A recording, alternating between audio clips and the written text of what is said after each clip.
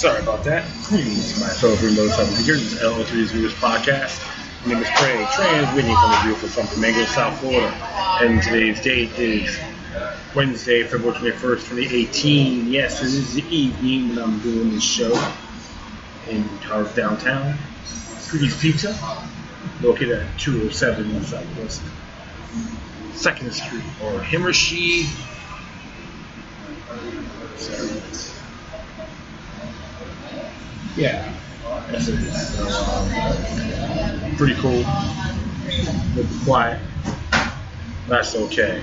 Yeah, it looks like everyone's still supporting the Orwellian project. With the firearms, blaming everything on one particular organization instead of looking at other areas. It's called the witch hunting fashion. Furthermore, we gotta do it for the children. That's a very dangerous rhetoric, to be exact. But they've done it in the past, and many people were slaughtered by the hands of their governments, including the children. So that's why I call it the Orwellian Project echo chamber, where the rhetoric has to be condemned. Of course, still doing the political powwow here and there on that area, and of course the Robert Mueller case and oh, Russia Gate as usual, trying to beat a dead horse. Can't even resurrect the damn thing. Probably still being worm food and still trying to revive it. One of the things I just get a big kick out of. And of course using children to protest. They don't even have a damn clue on natural born rights. On their damn phone, worry about some hot dude or garbage on TV. That's their livelihood. Not all. Or grandmothers that's out there. Then you got folks on Facebook, we gotta ban these things, this and that. And they don't like my comments when I made that statement. Compromising your natural rights is the road to a Orwellian society. At its fullest. They don't like it, too bad. Had nothing to do with being a gun fanatic or pro Second Amendment, but my natural rights are inherited, and not even the government can stop me, or any of those clowns, or the ignorance can stop it. I think it's disturbing because it's not used for the children, and they use children on really disturbing areas. Even with the Khmer Rouge, Pol Pot using children, tortured people in Cambodia, part of the killing fields. I forgot the name of the documentary. But it's very disturbing. Man, these children now grown up, re-dramatized, reenacting what they've done. It's very disturbing. That's why when I hear do it for the children, we'll have children out there rallying for a cause, trying to blame it on some organization. A form of witch hunt. Like I said before, I'm going to blame the NRA, National Rifle Association, for the mass shootings. It's equally blasphemous on the ones accusing Muslims of the horrific events of 9/11. Same ordeal, different package, totally unacceptable. So the left-right paradigm trying to throw at me, ricochet hitting right in the head. AA, attitude adjustment. A lot of other things are happening. I know everyone's focusing on the whole Parkland stuff. So what's going on in around the world? I've keeping tabs in here as well. Always try to keep everything into a balance. This is from the Daily Mail. Came out today. It says here, South Africa's brand new president wants to confiscate land from white farmers. Blame it on the white man. We'll continue on here. South Africa's brand new president wants to confiscate land from white farmers. Written by Simon Black, by the way. SovereignMan.com. If you've been following much international news, you've probably heard that after literally years of scandal, abuse, and incompetence, South Africa's president Jacob Zuma was finally forced to resign last week. It's a big deal for South Africa. The country has been suffering for nearly a decade under Zuma's corruption. How about the ANC as a whole? And people are certainly hoping that the new president, Cyril Ramaphosa, will represent a positive new chapter for South Africa. Yesterday, Ramaphosa addressed the nation's parliament in Cape Town, made clear his priorities to heal divisions of injustice of the past, going all the way back to the original European colonists in the 1600s, taking land from the indigenous tribes. Ramaphosa called this original sin, and he stated that he wants to see the return of the land to the people from whom it was taken to heal the divisions of the past. How does he plan on doing that? Confiscation, specifically confiscation without compensation. What a great man, right? The expropriation of land without compensation is envisaged as one of the measures that were used to accelerate redistribution of the land to black South Africans. Of course, expect them to get screwed in the end by this parasite. Ramaphosa's minced no words. He's talking about taking land from white farmers and giving it back to black South Africans. Astonishingly, he followed up the statement by saying, "We will handle it in a way that is not going to damage our economy." Wow, what a relief. For a minute, it sounded like South Africa wants to do what Zimbabwe did several years ago. Oh, wait a minute. That's exactly what Zimbabwe did. Seeking to correct similar colonial-era apartheid injustices in this country, Zimbabwe President Robert Mugabe initiated a land redistribution program in 1999 to 2000. Thousands of white-owned farmers were confiscated by government, and the farmers were forced out. And many of them, too, were black as well, folks. Just to let you know. That's how tyranny works. Bear in mind that Zimbabwe used to be known as the breadbasket of Southern Africa. Zimbabwe's first world-class farmers were major food exporters to the rest of the region. But within a few years, Mugabe's land distribution, food production plummeted. Yep, when tyranny knows best, screw the rest. Without its professional, experienced farmers, the nation went from being an agricultural export powerhouse to having to rely on the handouts from the United Nations World Food Program. How astute of him. Hyperinflation and multi-decade depression followed. If there an economic model in the world that you don't want to follow, is Zimbabwe. And you think that the politicians in neighboring South Africa will know that? They had a first row seat to the effect of Mugabe's land redistribution, not to mention that they had to absorb millions of starving Zimbabwean refugees that came across their borders. Yes, this is precisely the policy what they want to adopt. However, you might feel about social justice, it seems pretty clear that copying Zimbabwe is a pretty stupid idea.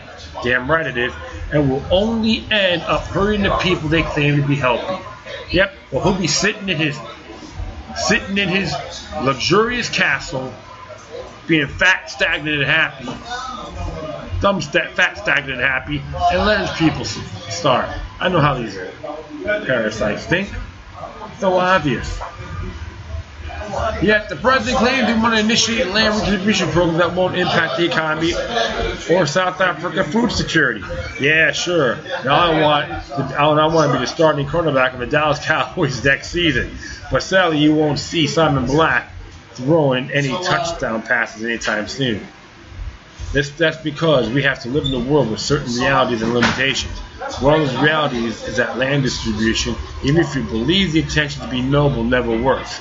And of course, the most important reality is that anyone who willfully chooses to copy Zimbabwe's economic model deserves to suffer the consequence of their stupidity. And there's a video on here you can check out. You can watch it. 30.45 seconds. 30 minutes, 45 seconds. You don't have to play by the rules of corrupt politicians, manipulative media, and brainwashed peers. So, That is absolutely absurd. So you can say President Ramaphosa has a wet dream agenda. If he decides to do it, oh, it won't affect the economy, what are we going to do? We're going to interview every farmer, everyone who has farming experience? I don't think so. He's going to probably give it to some guy who had palm-olive hands the rest of their life. Probably never earned their respect. That's what the tyrannical way, my friends. They can only happen in the United States. It's worldwide. So, I believe even the blacks as in South Africa should unite with the white farmers and all farmers of that nation and tell the president to stick it. You got your firearms? If you want to confiscate them, bring it. Come bring it, chump. Absolutely. When will these knuckleheads ever learn? Don't believe the hype, the hoopla. It's just an example of ignorance is bliss. Ramaphosa, this will blow back in your face when least expected, buddy. So don't even waste your time. Raise your fist in the air and rah, rah, rah, rah. Like Charlie Brown's teacher. All right, next one here. Yeah, people out here doing custom work. This one here came from RedElephants.com by Vincent James. Came out today as well. It says Facebook, YouTube, removing any and all posts about witness David Hogg and Emma Gonzalez. Twitter lockout as well. And step one, the purge from Twitter. On Tuesday, thousands of conservative Twitter accounts had thousands of their followers slashed by Twitter. The hashtag Twitter lockout reached the top 3 in its trending list as those the same accounts were also locked out of their accounts pending a phone number request while their followers were being purged by Twitter. All this came with absolute zero response from Twitter except for 4 consecutive tweets about the movie Black Panther and how great it is. Oh yeah, the Church of Hollywood. That's more important than what's going on in our country and the world, right? 2. The YouTube purge. Every video from any alt media account regarding witness David Hogg and Emma Gonzalez is being deleted by YouTube. This includes any content containing alternative theories about their intentions, criticisms of the statements on media platforms are just merely discussing remarks made by Hogg and Gonzalez. Even some live streams created by some accounts that were merely claimed questioning rhetoric by Hogg and Gonzalez or received strikes against their account for bullying and harassment in YouTube's words. These accounts are also being dished out of a ban for live stream for 90 days. Some are even getting their entire account shut down. A source has told Red Elephant that there are emails being sent in correlation with the ADL, CNN, and Google who are allegedly coordinating with this multi-platform wipe down of conservative and alt media accounts. In order to remove all posts from YouTube and Facebook is simply being followed through on. It's interesting because I know for a fact it happened. There's one gentleman, Glenn Kennedy, from Project N Search, did a video about David Hogg, and it got taken off, saying on the bullying policy, bullying harassment policy. What a bunch of cowards! Go fair dudes, Google. It's very disappointing too because this is nothing new. It's just a war on information. And then we'll continue on here. Maxwell, this video suggests that David Hogg is a paid actor, is now #1 trending on YouTube video. And I know that for a fact. So, it says here about confrontation between lifeguard and body surfer caught on camera in Redondo Beach goes viral. As what Maxwell says here. I reached out to Team YouTube to see if they plan to keep the video up. Well, update if hear from them. And of course, Team YouTube, you're aware and looking at this now. Thank you. This is what comes up while you search David's name on YouTube. Nearly all top results are conspiracy theories. How can you let this continue? Huh. Bunch of crybabies I see. Oh my God! Hey, taking some of our freedoms. YouTube has removed. Maxwell again. YouTube has removed the video. It has viewed more than 200,000 times before the company did so. it happened to someone else as well. So it's nothing new. As you can see, the multiple videos are slowly being scrubbed from the YouTube platform. It's important to note that Google, Twitter, and Facebook all support net neutrality, saying they want to keep it fair and open internet. Let's give you guys a P-Down. Let's give them a P-Down microphone treatment. Well, this doesn't seem fair considering it's the only right thing conservative accounts on all three of these platforms that is happening to. Regardless of how you feel about conspiracy theories or Russian bots, what seems to be the newest 2018 term is certainly not bullying or harassment considering the fact that both Hogg and Zoss are now public figures, unless of course you mean bullying by the legacy media to take such content down.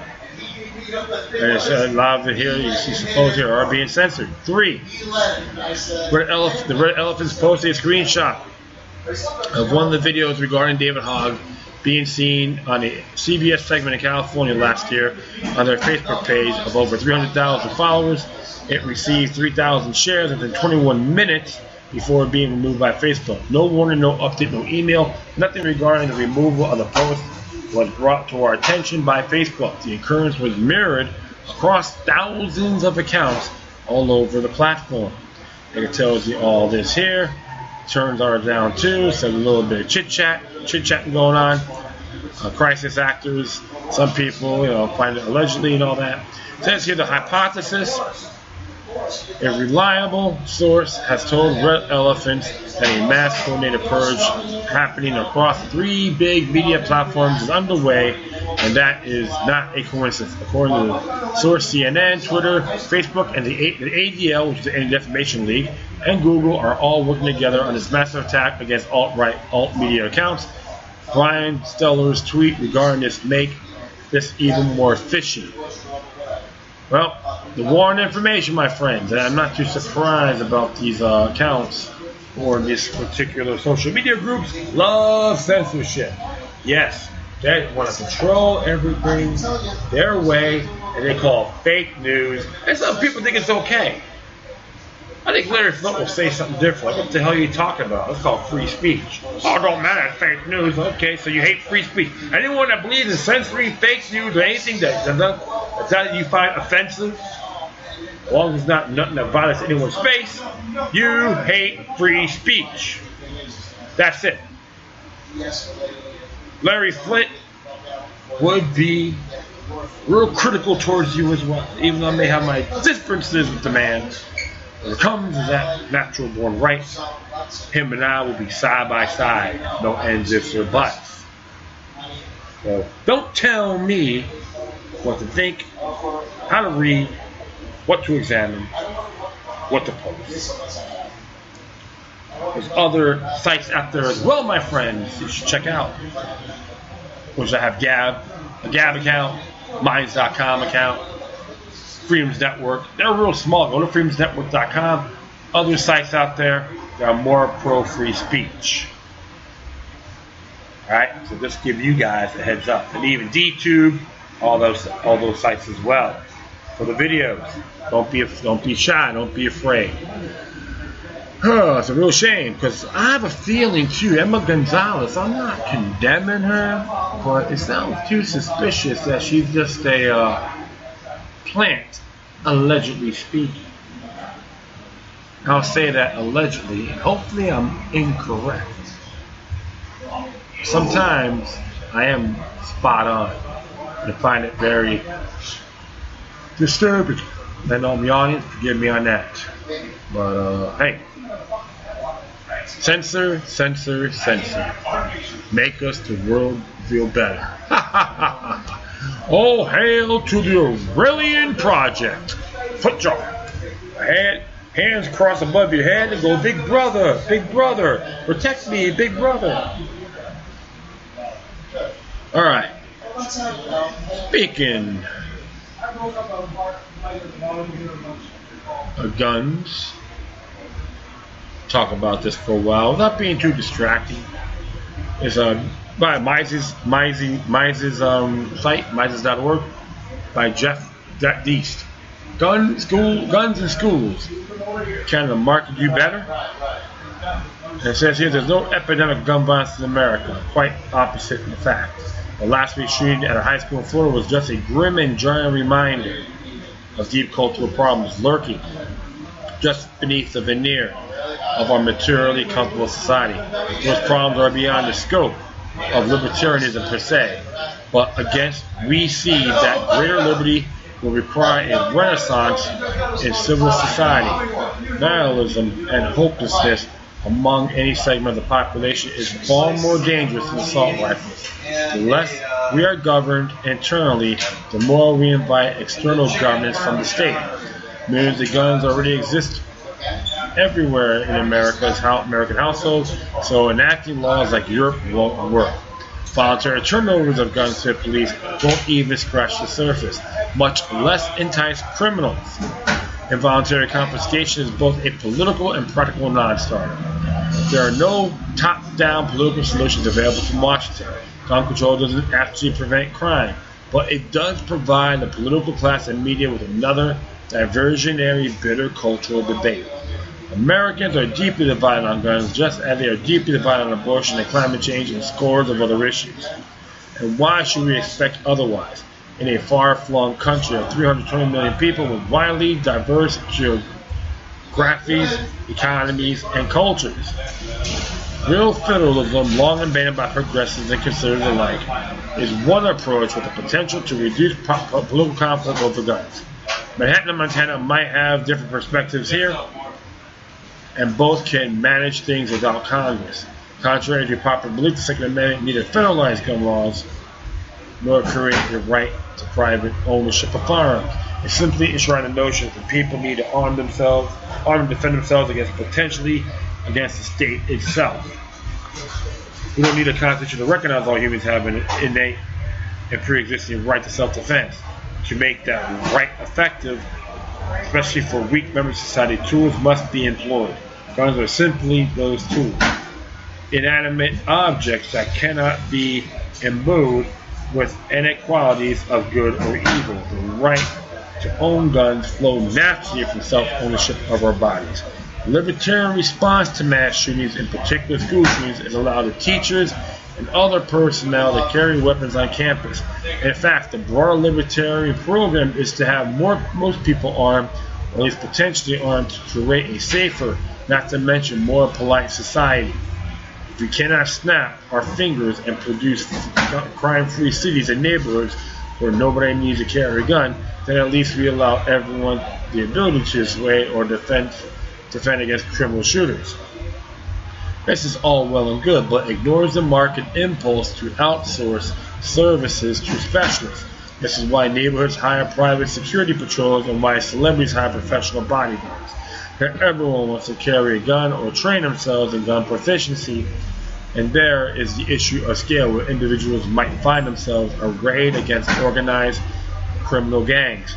Rather than endlessly debate and fraught political process of crafting liberal gun control laws, we ought to think about private market solutions that focus on controlling crime. We should think in terms of market economics, where private property and correct incentives gives us what government and laws cannot: a mechanism to determine possible harm and the cost of protecting against or preventing those harms. People want safe neighborhoods and schools, which is just another way to say there's a market for them. Generally speaking, the U.S. legal system imposes premises liability on property owners whose negligence or willful conduct results in someone getting injured on that property. This arose conceptually through the common law courts and juries applying general negligence concepts. We accord different degrees of legal responsibility, duty, to landowners based on their identity of the injured party. A trespasser, for example, has less recourse to sue for injury than a business embodied, i.e. a customer. The law considers whether the injured party had a legitimate purpose being there, and in some cases whether they contribute to the injury through their own negligence. The duty to make one's property safe from a particular harm relates to, and in a sense hinges on, enforceability of that harm. Leaving spilled milk in a grocery aisle too long could well subject the owner paying damages for a shopper who suffers a fall. A fall that was quite predictable and clearly caused by wet floors. The International Criminal Act by a third party, much like acts of God, generally absolve the problem of the property owner of liability. After all, no shooter had entered the grocery store, so why must the owner guard against this most unlikely event? But should a public school district have a higher duty to keep students safe than a grocer has for shoppers? Arguably, yes. That society values children's lives, well-being, and innocence perhaps more than adults, and we force children into school attendance via truancy laws and mentally protective services agencies. Furthermore, are school shootings more now foreseeable? Even though they remain exceedingly rare, does the media attention and notoriety given to such shootings change the calculus? At some point, perhaps today, school shootings could become foreseeable in the eyes of a jury. We can't necessarily draw conclusions here, but the question is whether the owners of public schools, generally municipal or county school districts, should immune from lawsuits for school shootings simply because they are political subdivisions of states. Should sovereign immunity apply to them, or should they be forced to consider security measures just as private owners must? After all, it seems clear that a mass shooting at a prestigious private school will result in litigation. It seems clear that imposing tort liability on school owners and operators, even government owners, will both improve security and provide a ready source of compensation for the families of victims. Private security agencies, which have a market reputation to develop and protect, almost certainly would provide more efficient service than government police. For that simple reason, more crime punishes their bottom line, while it often creates calls for increased police budgets. And private security models like Disneyland benefit from wanting to create a peaceful and happy environment where security forces have every incentive not to escalate situations or incur liability. Furthermore, private insurance models can help schools rationally allocate funds relative to the risk involved. Since school shootings are rare, premiums to cover such an event could be constrained, but other lesser types of crime in schools could be insured against as well, helping administrators better understand why they are up against. Insurance companies would bend over backwards to offer advice on avoiding shootings, since they would bear the cost of liability payments. Admittedly, public schools using taxpayer funds and hire private security and pay insurance premiums muddies the water, but at least moves all of the parties involved, school district administrators, teachers, security providers, and parents, toward a market-based approach to safer schools. Tort liability, however, perfectly administered by government courts, offers one way to align the interests of parents and school owners in preventing further horrific events. A rational system of private security and criminal control will focus on marketing solutions that actually reduce crime generally and provide meaningful compensation to victims. In other words, it will focus on prevention and restitution. The marketplace can provide both far better than the state, which is amorphous and broken system of criminal justice and mass incarceration, paid for by taxpayers that claim to represent the people in criminal cases. Very interesting. Has its, other ideas and trying to make things safer. Because, like I said in the past, last all these events, the government system failed. And you just hear my other past episodes, you can understand where I'm coming from. Just read the articles too. So, Jeff Deese has some good great pointers in here, and people need still to stick together. That's the main objective, because we are overall in the first line defense. I mean, use force when it's necessary to protect the innocent, not just have people going there being sitting ducks. I find that very damn disturbing. I can see live brave heroes and ones who are murdered. That's what I find a big turnoff. So that's how, one of those areas I I'm very observant on. And that's what really gets my goat, because it's use the same crap, just keep the same stuff over and over and over again. But they want to, and they got everyone now blaming on the pro firearms institution instead of them looking at themselves. That's why I'm very critical in these areas. And I noticed too, they had a thing about Renzi. I think it's Renzi. Yeah, Renzi was talking about children to change the world. I said, you know what? Start in the household. I sent that link from the organic prepper on Mrs. Rowley's why school violence is so bad. I sent that to the tweet to the broad commissions, hoping to go read it and think about what they're doing.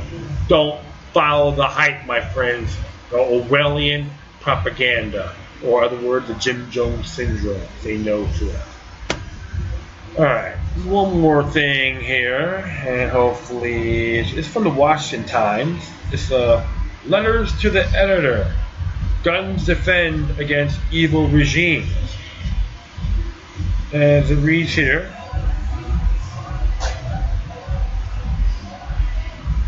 wow. There you go. In the 20th century, socialist nations murdered some 200 million unarmed citizens, some 800 citizens daily in the Soviet Union over 72 years, and over 5,000 daily in Maoist China over 27 years. Hitler made it legal for Jews to own guns. The Nazi weapons law of 1938. And you can use Chiang Kai-shek as well from Nationalist China, just to give you guys an example on that. Actually, his regime was the one that outlawed firearms during Chiang Kai-shek's Nationalist China.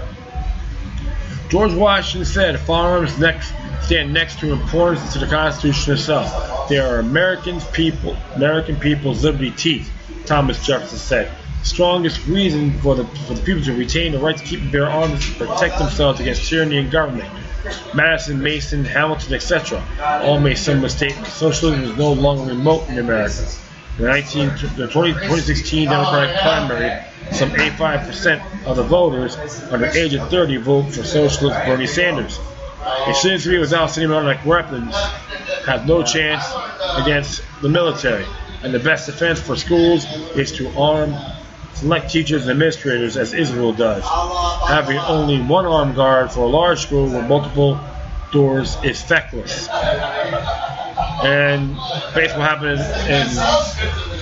what happened in Parkland, very good example. You had 2 custom officers, and they can't be, and it's a big building, so they can't be everywhere. So another fine point in this area of defending, self-defense, helping others, honoring natural law. Never trust the government. That's what this gentleman has to say. And his name again? Carl H. Mendelson from Arlington. So a good little quote there, good little opinion. And that is really it. I thank everyone for listening. But feel free to download and share through social media networks. If you have any questions, comments, or you think something is interesting you may want to check out, whatever you do, please correspond. Please deliver your correspondence to the record. You can be on Facebook, Twitter, Google+, Spreaker, iHeartRadio, Tumblr, YouTube, Freedoms Network, Minds.com, futureclub.net, futurenet.club, and gab.af. Furthermore, you can email me at locallup3@gmail.com, or read the cryptic ones, locallup03@protonmail.com. Hopefully I got all those out there on information, how to correspond with me. Don't be shy. And that is it. I thank Tony from Scoobies for putting with me on do my show here. Once again, thank you for your time. But always remember that the maniac resistance is healthy for the soul and liberty and humanity. Until next time, take care of yourselves. Keep on spreading the love, and may your guardian spirit be with you.